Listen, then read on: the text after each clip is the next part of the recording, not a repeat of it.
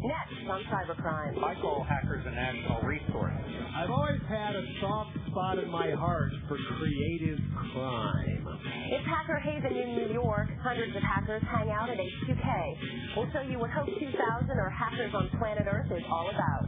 What's the best way to catch cyber criminals? We'll look at different business models behind busting those who break your system.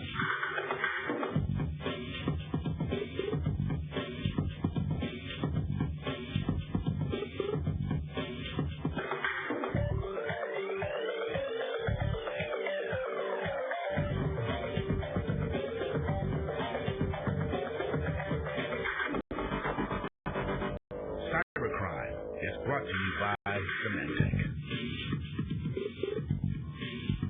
Hi, and welcome to another show. This week there were some major developments concerning two cybercrime legal battles. One in Washington, where a bill to ban online gambling was defeated. The other in New York, where the movie industry and hackers faced off in a federal lawsuit involving DVD encryption. We'll bring you the details in our news and review. But first, Jennifer has a special report on H2K. Jen? Thanks, Alex. For some hackers, it's been a long time coming. In fact, the last H2K convention was held in New York City back in August 1997. Well, a lot has certainly changed since then, both in terms of technology and even perhaps hacker personality. H2K stands for Hope 2000. This is the third Hope convention under the brainchild of Emmanuel Goldstein, the founder and editor of 2600, the Hacker Quarterly. So what happens when some of the world's foremost hackers converge in one spot for 3 days? In a CyberCrime special report, we take you inside H2K. No, we don't want no cameras pointing up in here, man.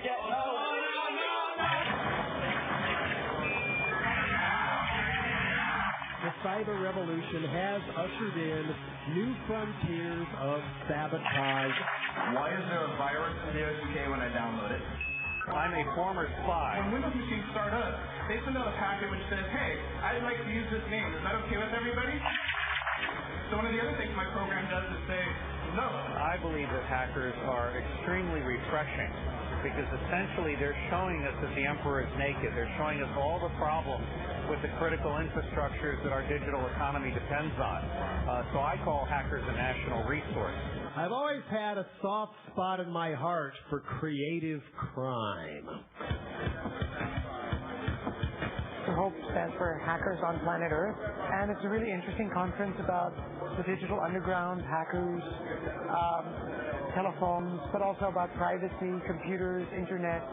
I'm really excited about the whole conference. I think it's just one of the most fantastic things that can happen in the community, actually getting people physically in the same place, meeting and hanging out for a weekend. And over, I've actually also heard people who are new to this whole scene who are really impressed with the quality of the talks. Well, we have people like Chuck D basically advocating MP3 all the way. Yeah, they're hearing talks about real serious issues like individual freedoms on the internet and security, obviously, and privacy issues. I mean, there's even a panel of parents talking about how to talk to your kids about issues of using the internet. So, for me, the most important thing that comes out of things like this is meeting people and getting new ideas, being inspired. These people, even though they don't realize it, are moving in a political field. My personal dream of dreams would be that some patriotic citizen could find a way to go into the Defense Department and DEA, FBI, etc.'s computers and erase everything they know. We're putting together a crack group of hackers.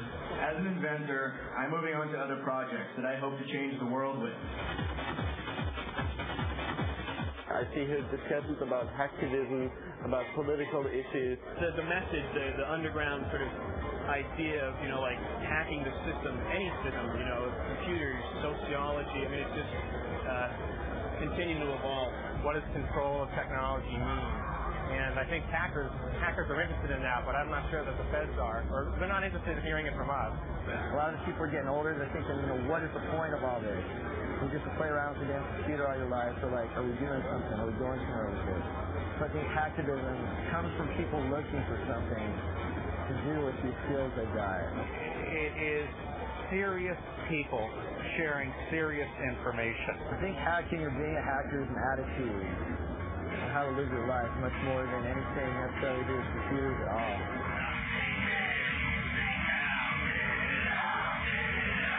It isn't just purely about the technology. It seems like hackers are getting more sophisticated. They're understanding their impact on society a lot more, and they're actually seeing if they can affect things a lot more. The bottom line is that these hackers have come of age. I'm going to do something really crazy now and talk about something technical. I'm meeting lots of people here who are doing really cool stuff, people who are new to the scene, people who have really great ideas, and it's just the social aspect of it is critical. I mean, this is kind of like, it's like the town square for hackers. 100% sweatshop approved! For me personally, the best thing about the conference is meeting new people and getting new connections. You can do a lot of stuff online, but I think there's nothing that quite replaces this personal, face-to-face interaction. We're here to have fun. Hacker conferences are fun.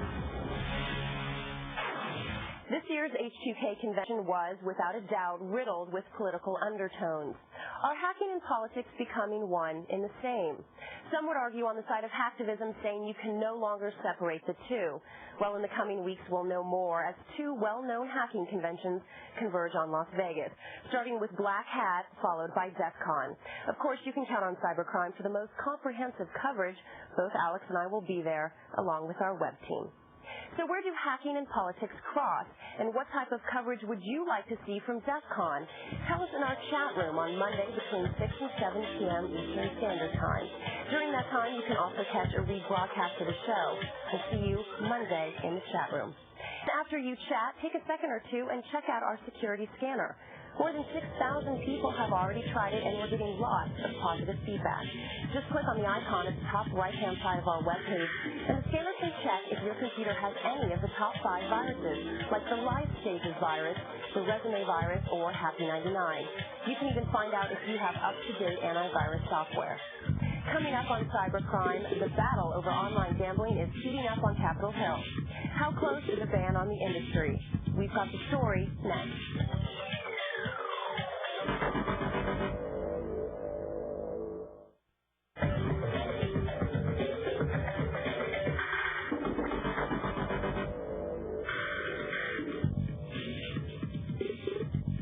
CyberCrime News this week.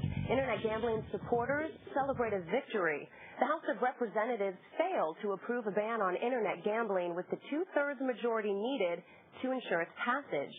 If it passed, the bill would have allowed the government to block servers offering Internet wagering and would have instated harsh penalties against gambling operators. Criminal penalties of up to 4 years in prison and $20,000 in fines. Many of the people who are participating in this have facilities offshore, but they come in and out of the United States regularly, and I doubt that some of them will want to give up coming into this country. Critics of the ban say enforcement would be a major problem, especially since most online gambling is based in countries where it is legal. Revenues from Internet gambling are expected to reach $3 billion by 2002. Already, about 1 million Americans gamble online every day. Meanwhile, the House passed a new bill aimed at hindering spammers. The bill, which requires anyone sending unsolicited email to provide a valid return email address. It gives ISPs the right to sue spammers in federal court with a fine of up to $50,000. And be on the lookout, there's a phony PayPal.com called PayPie.com. The fake site looks almost exactly like the original. It appears the fake site is being used to pilfer usernames and passwords from customers of the online payment system. But so far, there have been no user reports that any PayPal funds have been stolen as a result of the scam. And the White House says it will propose legislation placing limits on cyberspace surveillance. This after civil liberties groups protested the FBI's new Carnivore program. This can monitor email and anything else on an ISP's email server. The White House wants to regulate email taps with the same restrictions placed on telephone wiretaps. Until now, law enforcement agencies have been able to monitor electronic communication with only modest court supervision. The White House would propose that law enforcement agencies obtain a court order before monitoring any email messages. Well, on Monday, the motion picture industry, a publisher of an online hacker magazine, faced off in federal court. At issue, DVD encryption code. Motion Picture Association, which is representing 8 movie studios, is suing 2600, the Hacker Quarterly, for posting the code that cracks DVD encryption. The MPA claims by posting the code, 2600 violated the Digital Millennium Copyright Act. This prohibits the distribution of any technology that bypasses copyright protection. Eric Corley, a.k.a. Emmanuel Goldstein, the publisher of the online magazine, took the witness stand on Thursday. And finally, more problems for Microsoft. A new bug has been discovered in its Outlook email program.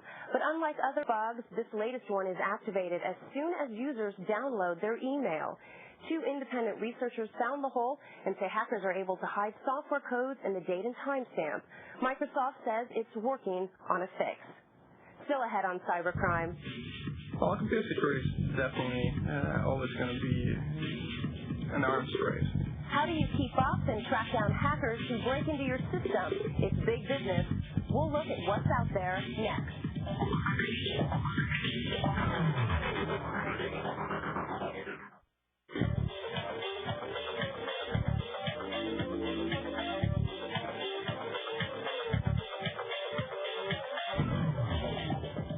Welcome back to the show.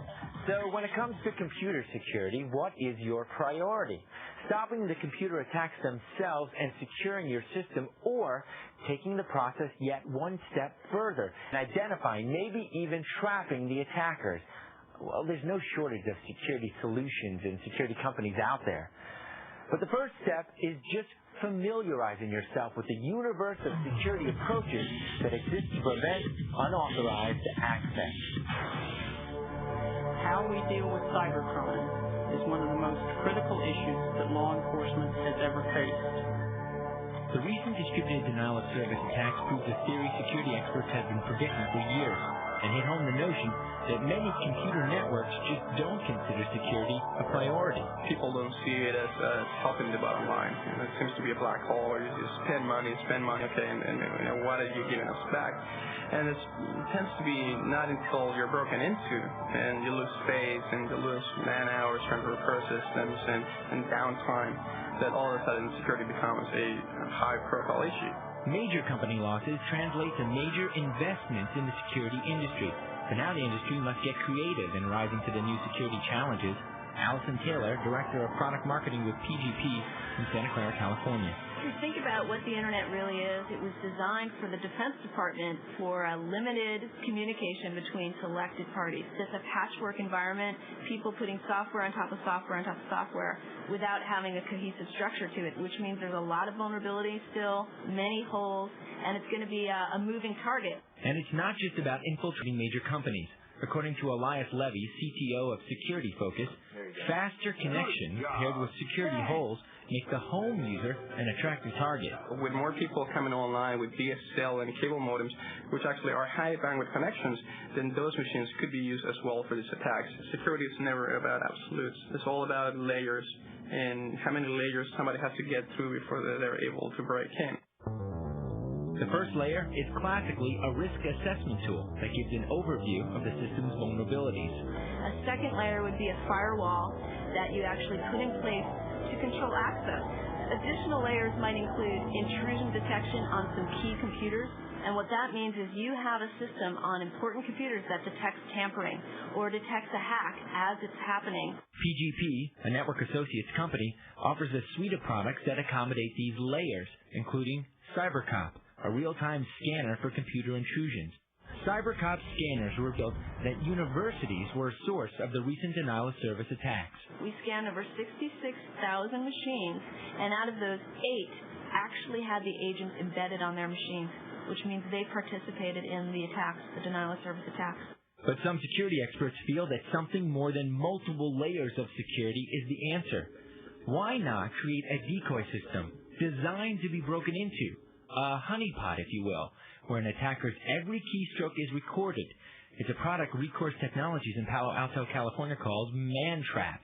Chief Technology Officer Michael Lyle. What our solution does, what we call our covert security solution, allows you to draw in attackers to a virtual environment and actually determine what they would do, what their intentions are, and then take actions to respond and protect the rest of your network. And if you're interested, track back and see where the attacker is coming from, and prosecute. And building a better product means constantly checking in with members of the underground hacking community. What's your take on the distributed denial of service stuff that happened in February? Mad Jay. Getting all this press about it being hacking, that's pretty lame. Yeah, so you want to consider it hacking? No, I don't want to consider it hacking. Well, computer security is definitely always going to be an arms race.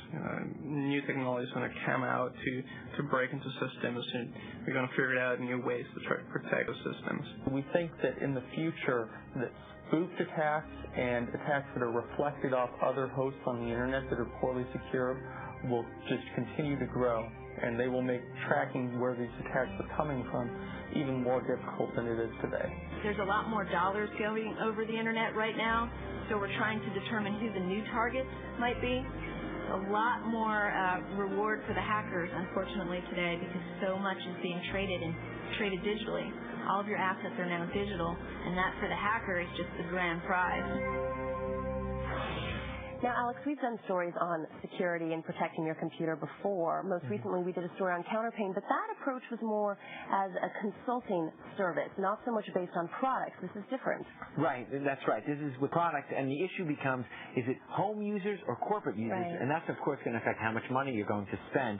In our story, we identified 3 traditional layers of security. There's risk assessment tools, firewalls, and intrusion detection systems. And for all of these, there are just so many products out there. For risk assessment, on the corporate side, EI has a product called Retina, and there's another from Internet Security Solutions, or ISS. For firewalls, again, plenty. There's corporate firewalls like Firewall 1 and home firewalls like Zone Alarm and Norton Internet Security 2000. What we've done on our website is compile a list of links to these and many more companies, along with some guidelines on security online. And of course, we can't forget our own scanner, which is on the site, which can check your vulnerabilities and give you an overall assessment. Right, but let's get back to the honeypot. Right. For a moment. Some of the criticisms that we have heard is that this could be a form of entrapment. Right, and entrapment, the thing to think about, Jennifer, and for all our viewers, is that when it comes to entrapment, you have to have a state actor. You have to have someone from the government. Not a private company. Exactly, so entrapment doesn't apply here. All right, thanks, Alex. This brings us now to our poll of the week. What's your take on honeypot technology that essentially baits and captures cyber intruders? Would you use it to protect your home or business? If you think it's unfair and would never use it, pick A. Maybe it's not for you in business, but you believe it can be a great deterrent for others. That's B. And finally, there's C. Not only do you agree with the honeypot approach, but you would seriously consider using it to deter and even catch criminals. Give us your opinion at cybercrime.com. Still ahead on Cybercrime. The Internet is an international network that allows somebody from virtually any part of the world to attack you. Gene Schultz from Global Integrity Corporation gives back to basics with some advice about protecting your online business from net predators. You won't want to miss Chaos Theory. Next.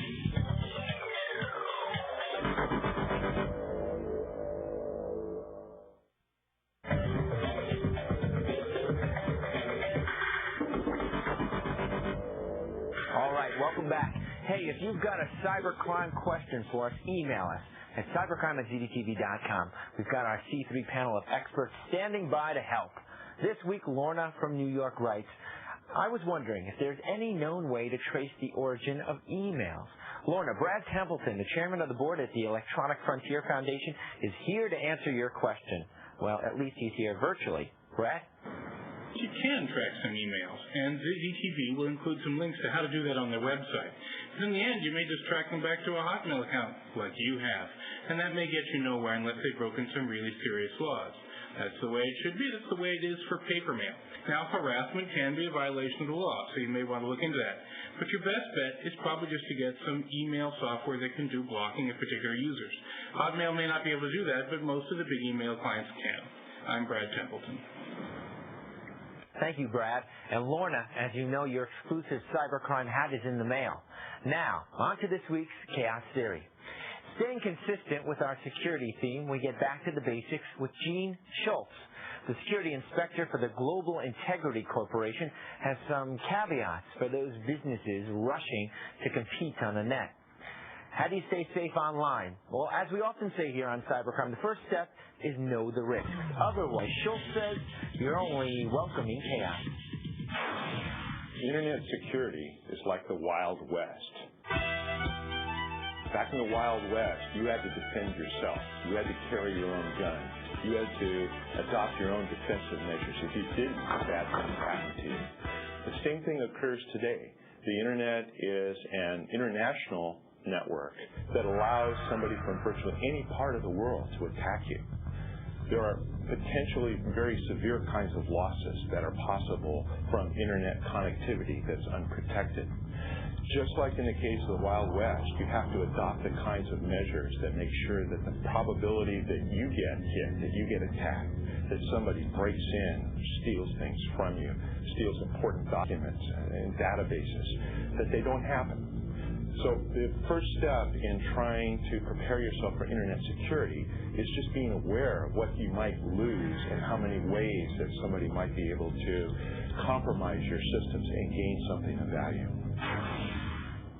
Well, Alex, that's it for another episode of Cybercrime. We're so glad you could join us. Here's a quick peek at what we're working on for next week.